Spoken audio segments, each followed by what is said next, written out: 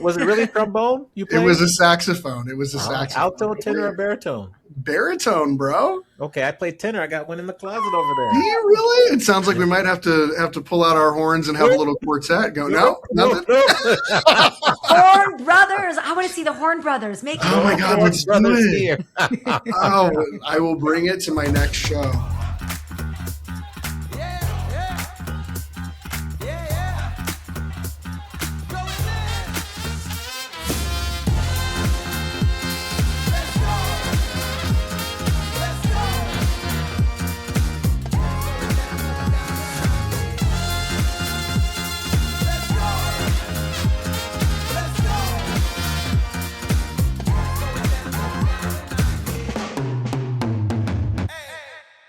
Welcome to another episode of Adventures in Business Live.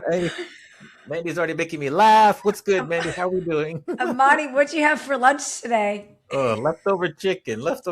But I'm good now. What kind of chicken? Breaded chicken. So yeah. Oh, that's why. Amani, for the listener or watcher, Amani had a little hiccup, little shoulder movement, little gas bubble in it. So right before we started. But we all do that.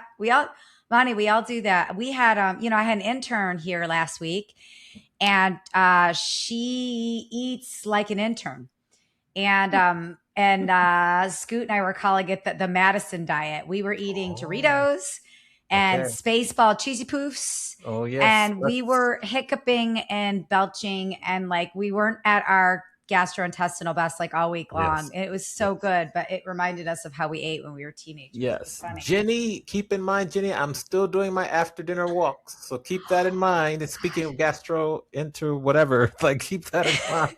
I am too. I'm doing after dinner walks too. And I'm still calling them digestion walks, despite what you and Scoot would like me to call it. I understand. Just call them after dinner walks. Yes. I will. Amani, it's the summer. You're not grading papers right now. I want to hear about what life is like without the students in your life right now. So what life is like without the students is resting because, I kind of just got back a couple weeks ago from San Antonio. Mm-hmm. So it's resting and business development, really. That's the focus. Like what we talked about last week, just like emails and trying to do calls, a lot of podcast interviews. I got a couple of book events this week. I was on the news. I have to send you a clip. I was on the news last week. I'll send you a clip of that.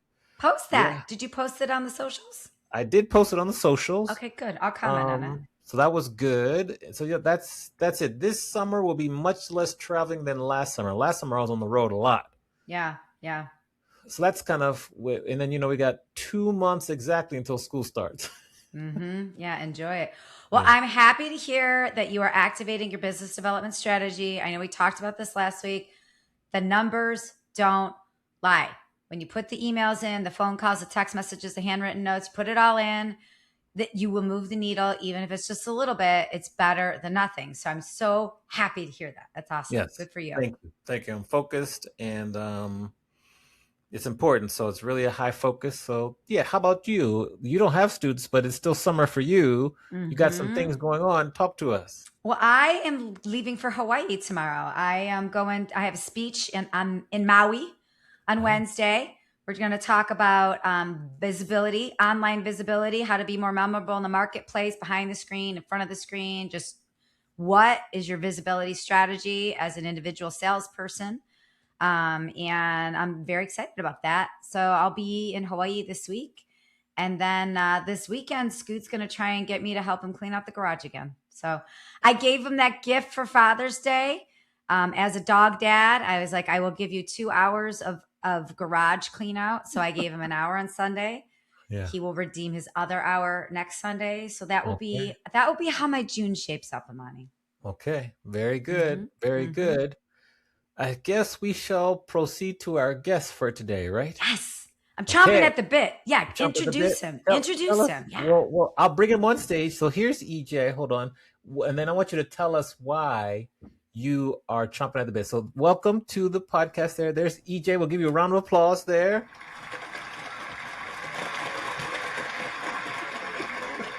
So humble. I love it. Yes.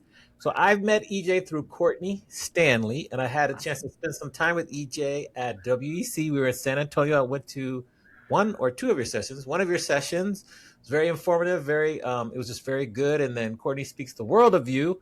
So we want to learn more about you. So welcome to the show.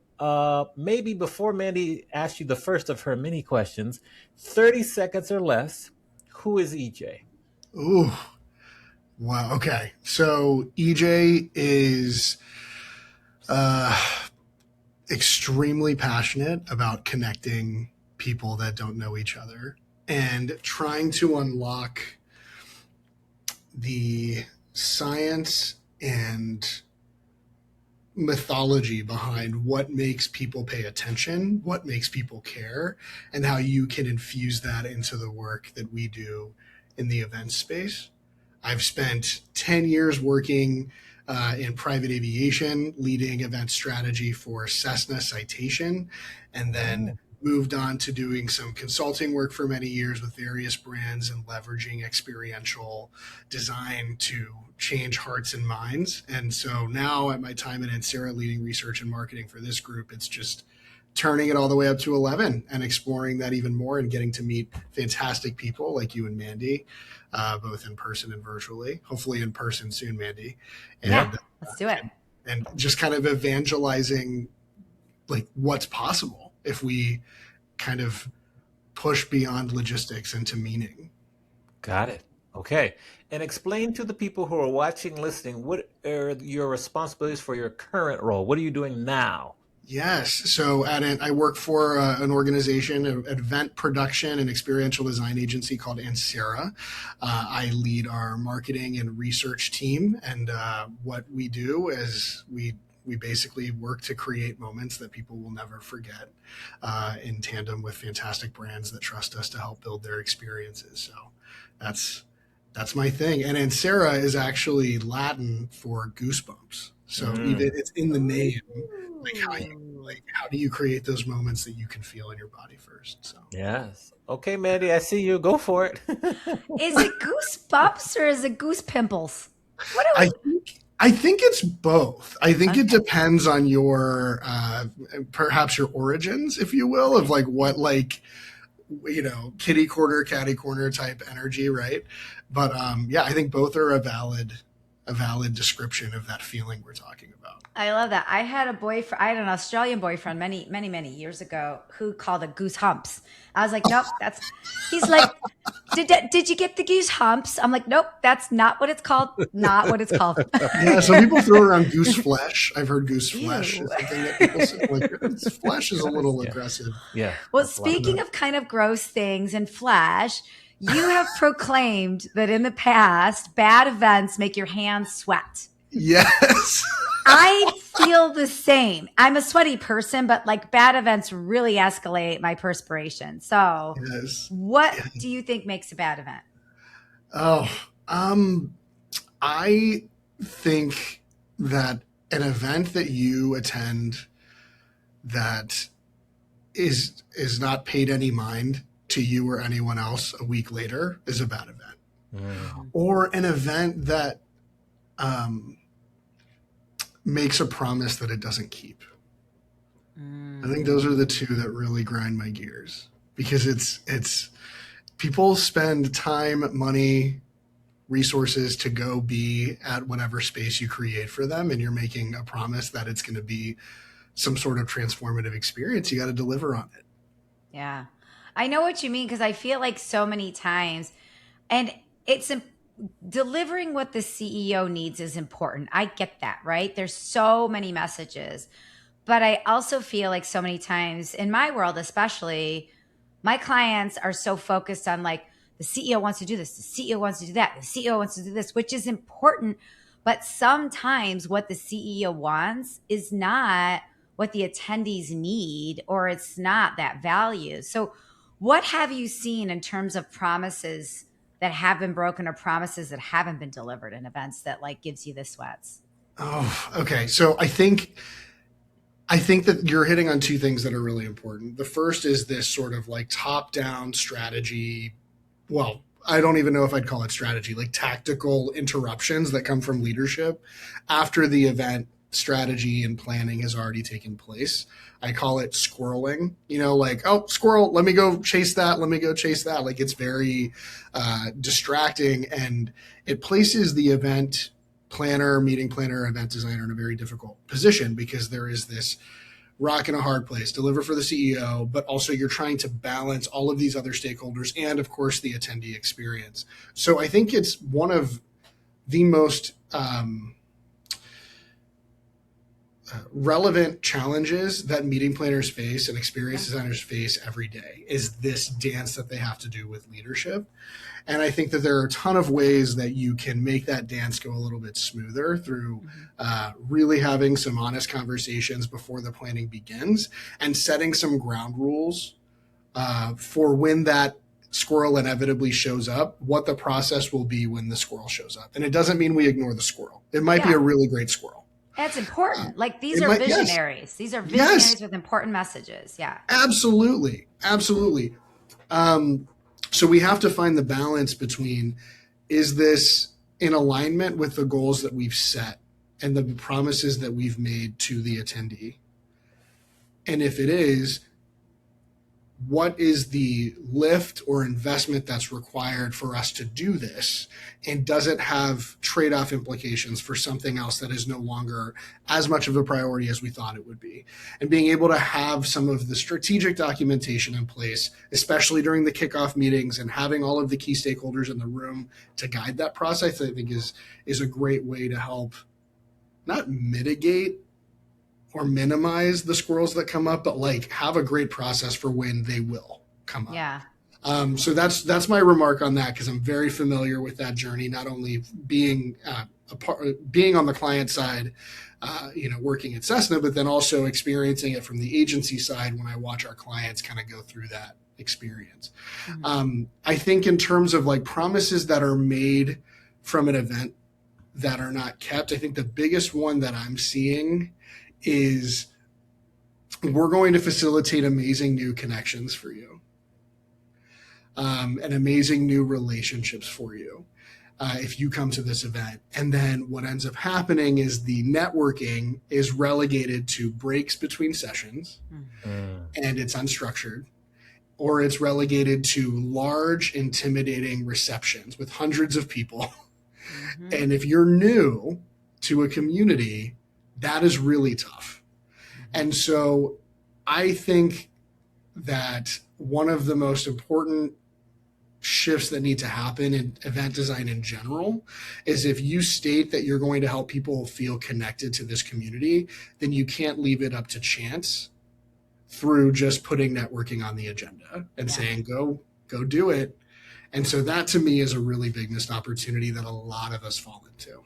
So Mandi, I have a follow-up to that, and then I'll let you continue. In your opinion, what are the best ways to host a networking session at a conference or event? Oh, Amani, you're serving me up, brother. I love it. Yes. Such a softball. It's such a softball. And I did marching band, so I don't even know how to catch. I don't know what's going on. We're going to try our best here. So march with that trombone. Let's see the music. See the music. Was it a trombone? Right. Was it really trombone you played? It was a saxophone. Alto, tenor, or baritone? Baritone, bro. Okay, I played tenor. I got one in the closet over there. Do you really? It sounds like we might have to pull out our horns and have a little quartet. No, nothing. Horn Brothers. I want to see the Horn Brothers. Oh my God, let's do it. I will bring it to my next show where I. Okay. So I'd say that there's a whole slew of fantastic research out there about this exact subject. So I will distill it to some of the most important pieces. Regardless of size, when you get to about 50 people or more, which is most events, it becomes cognitively extremely uncomfortable for a majority of people to create connection in a group above 50 if it's not facilitated thoughtfully by the event designer. From 50 to 150 is this like red zone where like you can probably get away with some unstructured interference and people can make it happen. Anything over 150, people are hiding. People are leaving the reception early. People are finding the people that they know and following them around. I know I'm guilty of all of these things when I go to a large show with a big reception. And so the number one way to mitigate that challenge is to narrow the scope of people down to a manageable size, ideally between 6 and 10. And that can be facilitated in a lot of different ways, whether it's self-sorting through some sort of like networking stations throughout the reception area. Maybe it's some sort of prompts about specific challenges that you're facing in your work, and there's some self-sorting that happens there. But the most important thing is narrow the group size. Let them sort themselves based on shared interests. So that requires either some sort of facilitator or really effective signage and layout design if it's a reception. And then identify a reason for them to speak to one another. Some of the things that stress people out the most about networking is not knowing what to say to kick off the conversation. So remove that obstacle by giving them a script to follow. And then even tell them ideally where you'd like the conversation to end, which it'd be wonderful if by the end of this interaction, you've each shared something with one another that addresses the challenge that they just shared with you. And you make one promise. I'm going to introduce you to this person. I know of a book that I think will help you with this. There's a fantastic podcast about this. I read an article about whatever it is. Give me your card. I'm going to make sure it's in your inbox next week. So it's time bound, it's action oriented, it sorts them out, and it brings it to your individual experience, what you're walking in with. And so that I think is one of the most effective ways to try to mitigate that, but it requires a lot of planning and intention from the designer, from the experience planner, the meeting planner. And often they're focused on general session and content and all these other things going on, the trade show space. Networking's the break for a lot of us. Hey, friends. How many times have you read a boring business book that tells you about the same tactics over and over and over again? Get comfortable at being uncomfortable. Don't forget to manage your time. All these silly things that we know, right?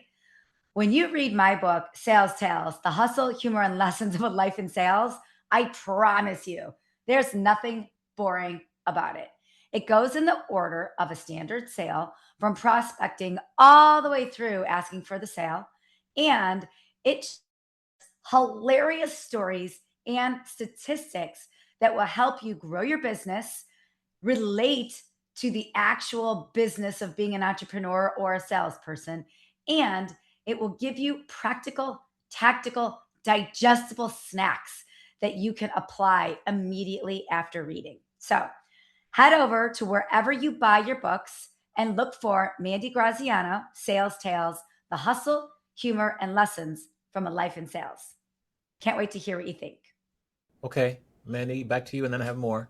Well, I want to go back. Well, first of all, you're totally speaking my language on networking. I just, from like circle crashing to brain breaks to sweat working, like I feel like we could just go on and on and on like all day about networking. But I want to go back to, I'm hearing my client's voice in my ears about like, okay, EJ, that sounds like a great idea to have these conversations with the leaders about their squirreling, right? Yeah. But like, really, what does that sound like? So let's just put this in a real life scenario. Like you've planned, you've plotted, you've got your content out, and we've got a leader that shows up 10 minutes before rehearsal and like wants to change everything. And it's a huge loop, and it's going to cost you a lot, and it's going to probably throw off rehearsal schedules. Like, what does that conversation look like? So the leadership's needs are met, and the programming strategy is still kept intact. Like, what does that sound like? What advice do you give? Like, how does someone have that conversation? I love this question. Asking for a friend, Mandi? No, I've seen it so many times where I've seen it where I'm like watching my clients interact, and I'm like, oof, like this, it's just hard. I think this is hard for them, right? Like, absolutely. It's hard. Yeah. And I think that I'm not trying to sidestep the question. I'm going to answer the question, but I think there's like a larger context here of why that dynamic exists in a lot of businesses. Mm-hmm. I think oftentimes when I led my team at Cessna, I would say, like, we're not just party planners, we're strategists.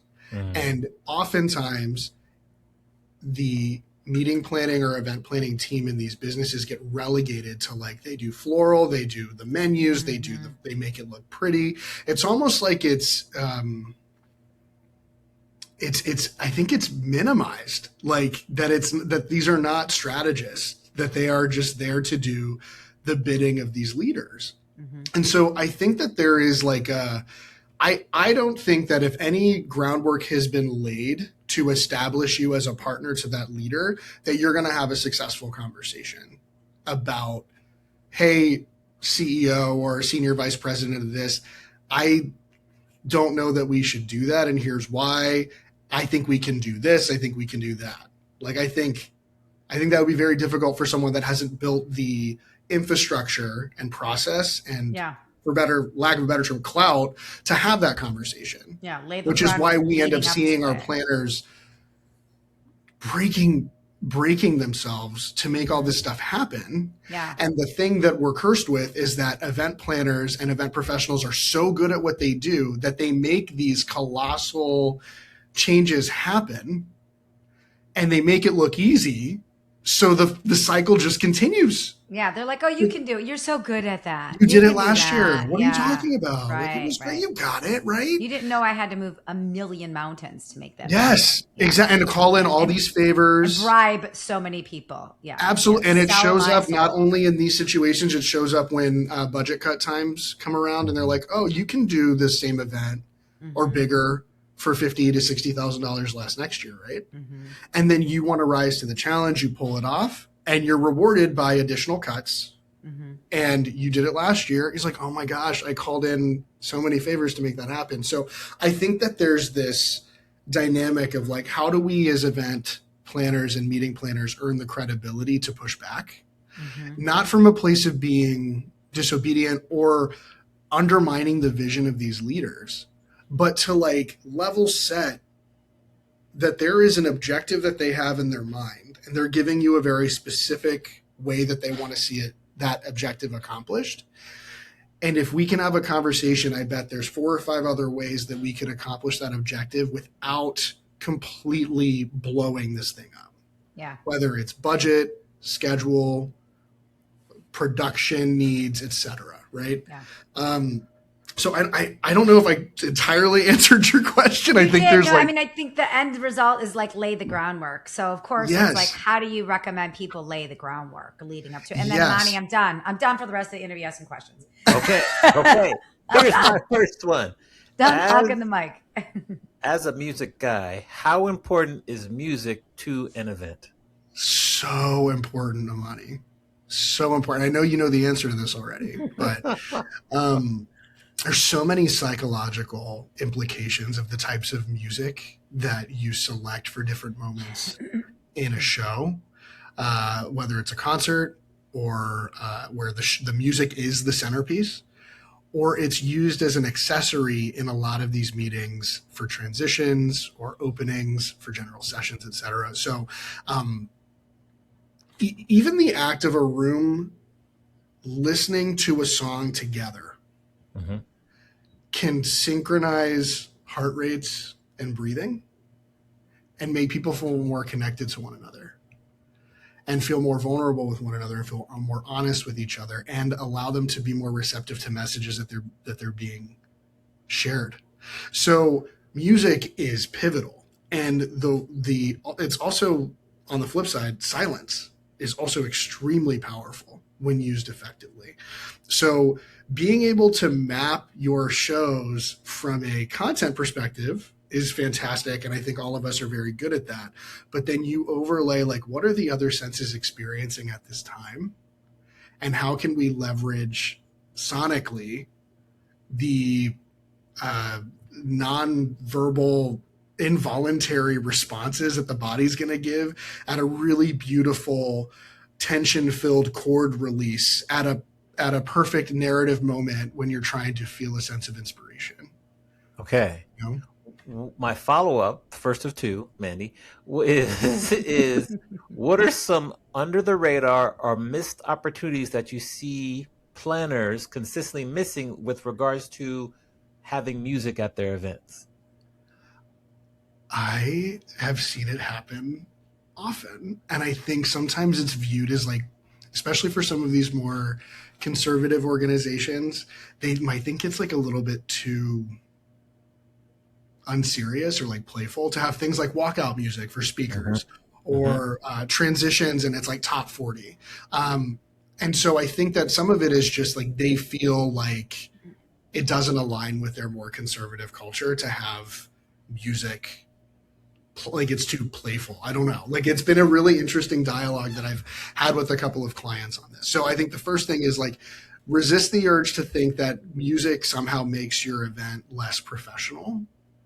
I think that the genre that's selected can absolutely elevate and give the professional, polished look and feel that you want for your show. But it falls so flat when you are introducing your next speaker and all you hear is the Okay. Yeah. of their steps onto the stage. You know what I Yeah. mean? Like, so utilizing music for specifically for transitions is a big thing. And also, um, as I mentioned before, synchronizing everybody prior to the show beginning. So that might mean having a countdown up on screen that lasts about, I'd say, 3 to 5 minutes, and having a sonic soundscape that's slowly kind of ascending you closer and closer to that 000. And as people put their phones down, start looking that last minute or so, people are going to be staring at it, listening, tuning in, and that moment of synchronicity creates this really powerful collective effervescence, if you will, for the attendees. And it's scientifically proven to happen. So, how do you create that moment of focus prior to the show beginning where everybody's listening to the same thing, focusing on the same thing, phones are down, and you can achieve that certainly through music. Okay. Okay. I like it. What's up, everybody? It's Amani coming to you. I want to share with you information about my new group coaching program. If you are a 9 to 5 creative, meaning you work a 9 to 5, but you also have some artwork that you want to monetize and get out there, you could be a musician, an author, a painter, whatever. You're a 9 to 5 creative and you want to monetize your artwork, come and talk to me. You can go to amaniexperience.com/call, fill out the form. I'd love to talk to you about some in-person or virtual group coaching. Thank you very much. I'll see you all soon. I think now's a good time for us to flip the script. Whew. What we're going to do is we're going to allow you to both ask myself and Mandy any question you would like to ask. So, who do you want to? Nothing is off limits. Who do you want to ask the question to first, and what is said question? Yes, Mandy, I'm going to go with you first. Okay, ready. Part of my responsibility at Ansera is supporting the sales team as they're building relationships in the space. And I know sales is your thing. You love it. You're passionate about it. One block that I've always had is that I think I've at times perceived salespeople as like pushy or trying to sell me something that I don't need. Yeah. How have you overcome that as a professional yourself? And now how do you help others overcome that in themselves as they work to develop their skill as a salesperson? This is such a good question. And EJ, you are not alone. Even salespeople feel this way about themselves, and they feel this way about other salespeople, even though they're in the business of sales. They're still guilty of like giving that moniker to other salespeople, which you would think they wouldn't because they understand, right? Mm-hmm. So, if I go back to my very first sales job, I lied about my very first sales job because I grew up in Cleveland, Ohio. I know we talked about it before. My dad was an elevator mechanic. My whole family were, elevator mechanics. And I was told that salespeople are shysters. I was told that salespeople are BSers. Like that's the programming that I heard, right? I saw the car salesman on TV. Like we are programmed with this, whether it is whatever's told to you, the story of your family or whatever you see on TV. Like we are so programmed that way. So I think the first thing is really look as a salesperson or as somebody that manages salespeople, you got to look inward and really address, like, where do my thoughts, where do my stories about the sales role, where does that come from? Like, is it because I've been scammed before? Because, like, really, most people haven't. Mm. Or is it some sort of story that I was told a long time ago and that story stuck? So you have to first look inward on, like, where does that sales story come from? That's the first thing. And then the second thing is then to remember that everybody is selling something. And a really good salesperson is a good listener, and an excellent salesperson is an educator. And Mm. you might need to be educated on something you didn't even know you needed. And I'm not saying a salesperson is selling something to somebody that they don't need, but it's actually educating them on, oh, wow, there's actually a better and cheaper way to do this, or there's actually a better, more efficient way to do this. So I think the first thing is, like, look inward. The second is actually to look at yourself as an educator and really hone in on the listening. And then the third thing is to be an advocate and actually be an evangelist for disarming the stigma of sales. Because if you are a business owner, you're selling something and you want to be selling something, you should be really passionate about it. If you are a leader, this is the power of persuasion.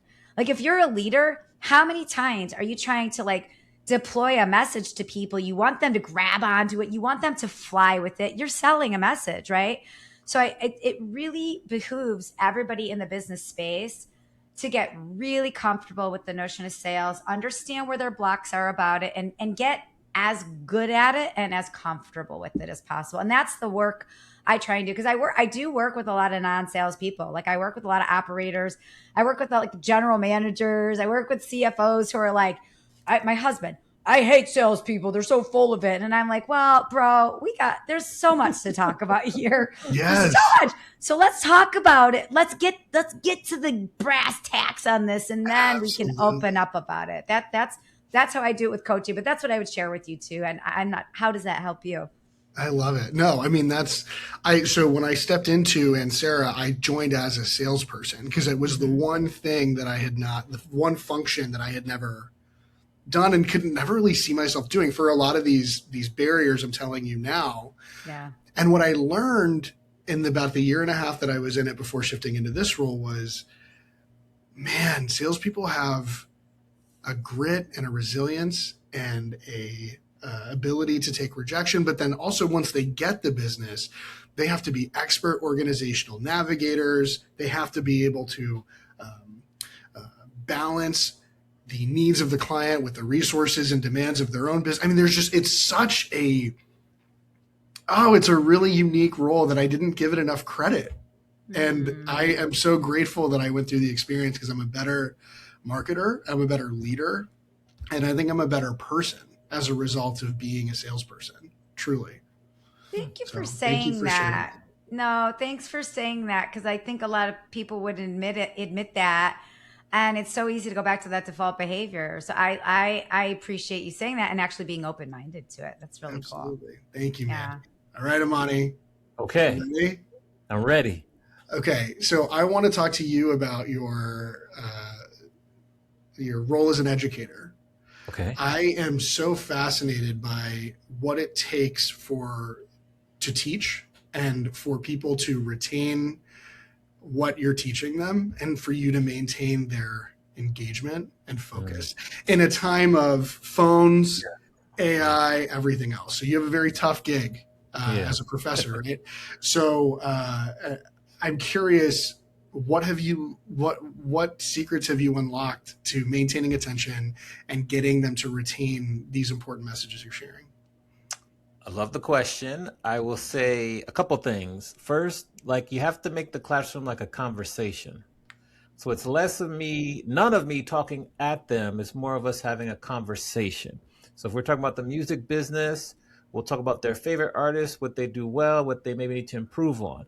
When we get to marketing, another thing is that I try to create, I'm not sure the proper term for it, Mandy probably knows, but I try to create certain things to help them remember facts. For example, we talk about music marketing. I always share the story about Edgar Allan Poe. So you have Edgar Allan Poe. One of his famous poems or novels is The Raven. But just remember Poe, Poe, because for music marketing, it's paid marketing, it's owned marketing, and it's earned. So Poe. So I try to do that, tell them stories so they remember. And it works Yes. so well because on the exam they say, "Oh, this question is about Edgar Allan Poe, paid, owned, and earned." So they write it on the exam and they get it, and so that's when I know I'm getting through to them. And then I try to also teach in a way where we learn very differently. All of us learn differently. Some of us are good auditory, some of us are good visual, some of us are very good spoken, some of us are really good written. I Mm-hmm. design my classes so I can meet people where they are. So yes, we'll have exams. So yes, you have to be able to memorize and do some math, but that's only 20%. Yes, we'll have projects. So if you're good at presenting and talking, that's also 20%. So I try to divide it up so that if you're deficient in one area, like you don't do well on exams, you can still do well in the class because you have the other areas where you're really good at.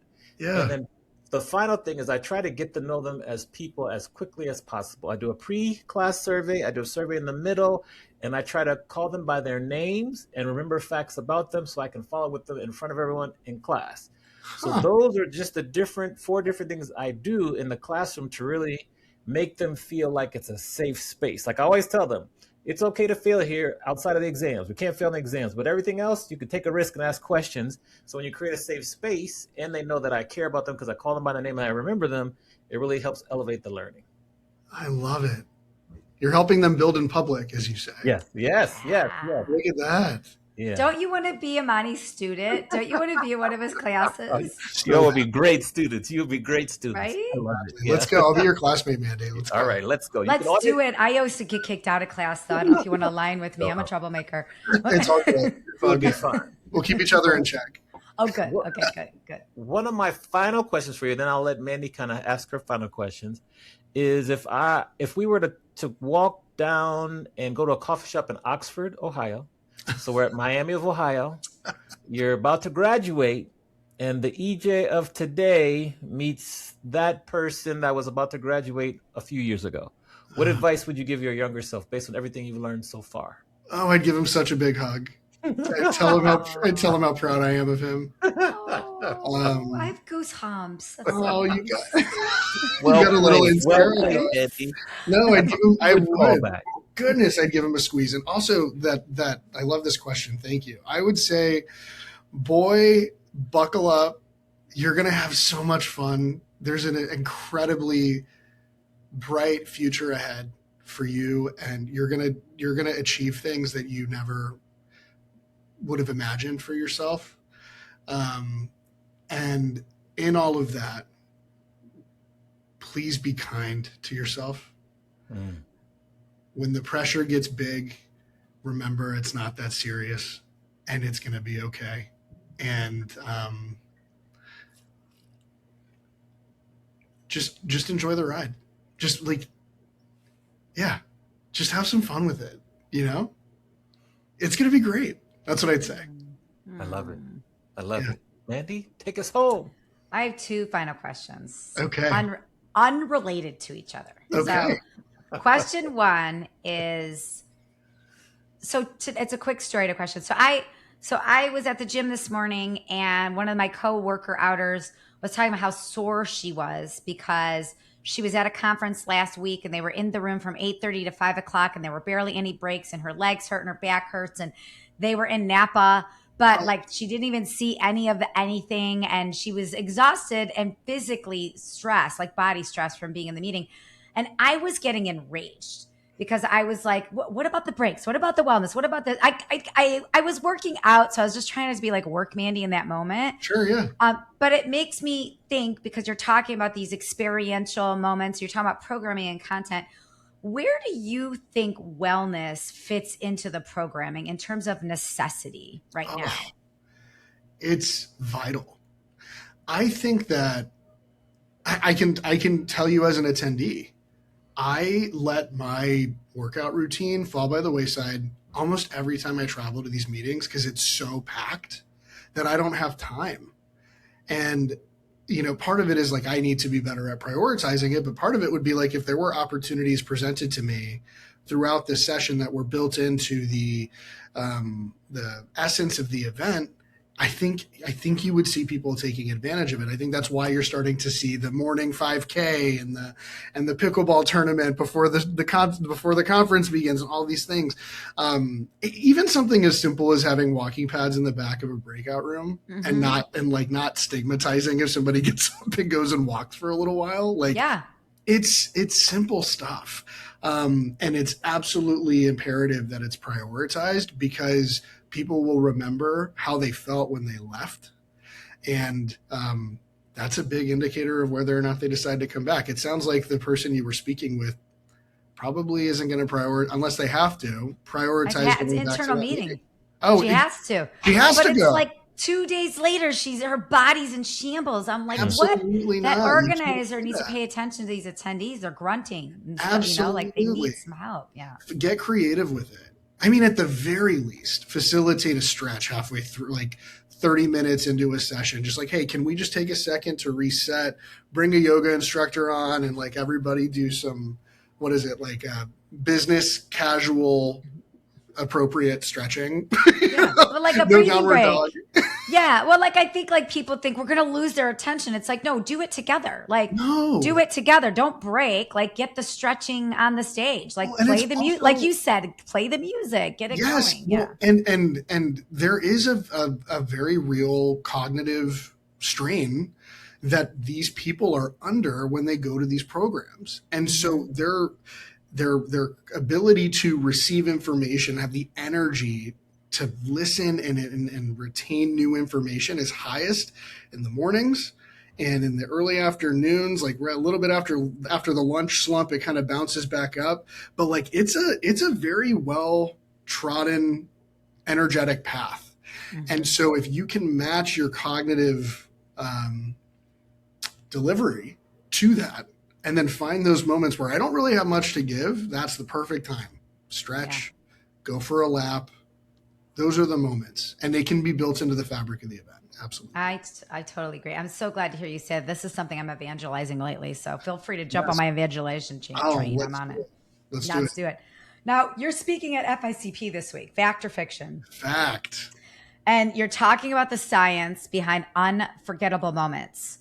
Fact. So what do you hope your audience walks away learning? What do you hope they're chatting about at the water cooler? They're chatting about in the break room when they're stretching? What are those takeaways you're hoping they get? I want them to remember why they pursued this work to begin with. I think that we can get very into the routine of Groundhog's Day. I plan this show, I complete it, I brush off, and I get ready for 27. I get ready for 28. And you look up and 30 years have gone by, right? I want them to remember that there was something really special that attracted you about this work, and that you have not only the power, but the ability to facilitate moments that people will remember forever. And just like take it, I hope that that's what they take away from it. That's beautiful. I love it. And I think you make a good point of so many people are just trying to get through it to get to the next thing instead of remembering to be in it. Yes. And immersed in that moment. So I think that's just a really good reminder. I'm bummed I can't be there. I'm so excited for your audience. It's going to be really cool. Thank you for that. I appreciate it. I'm sure we'll cross paths, I hope, very soon. I'm sure we will too. Yeah. Awesome.